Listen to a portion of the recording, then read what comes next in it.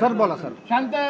Vande Bharat train ही नवभारताची एक अनुपम भेट माननीय मोदीजींनी आपल्याला दिलेली आहे. जगातल्या विकसित राष्ट्रांमध्ये जशा ट्रेन आहेत तशा प्रकारची ही वंदे भारत ट्रेन आहे. आणि आज मी याच ट्रेननी मुंबईवरनं साईनगर शिर्डीला आलो. अतिशय उत्तम प्रवास झाला. खूप चांगला अनुभव होता. अनेक लोकांची भेटी झाल्या.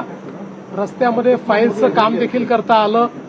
त्यामुळे मला आजचा प्रवास अत्यंत लाभदायी वाटला. तुम्ही अनेकदा आव्हान करतायत मात्र स्वतः देखील त्याचं अनुकरण करतायत. काय वाटतं तुम्हाला सगळ्यांना? असं आहे की जेवढं अनुकरण करता येईल तेवढं प्रत्येकाने केलं पाहिजे.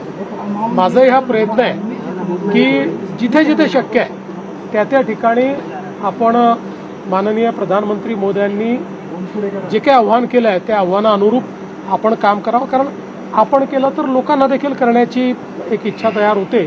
तोच माझा प्रयत्न आहे. भक्ती पाठोपाठ कुठेतरी महाराष्ट्राच्या ग्रामीण भागामध्ये पेट्रोल डिझेल मिळत नाहीये. आणि या संदर्भात मी कालच सगळ्या जिल्हाधिकाऱ्यांना आणि विभागीय आयुक्तांना सूचना केलेल्या आहेत. त्या त्या ठिकाणी शेतकऱ्यांना जो काही डिझेल लागेल ते उपलब्ध करून द्या.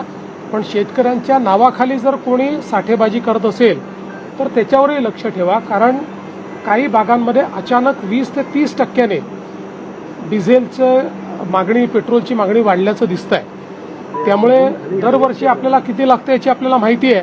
त्यात अचानकपणे जर 20-30% वाढत असेल तर त्यात काहीतरी गडबड देखील असण्याची शक्यता आहे. म्हणून शेतकऱ्यांना त्रास होऊ नये अशा दृष्टीनं त्या ठिकाणी काही ना काही उपाययोजना करण्यास सांगितलेल्या आहेत.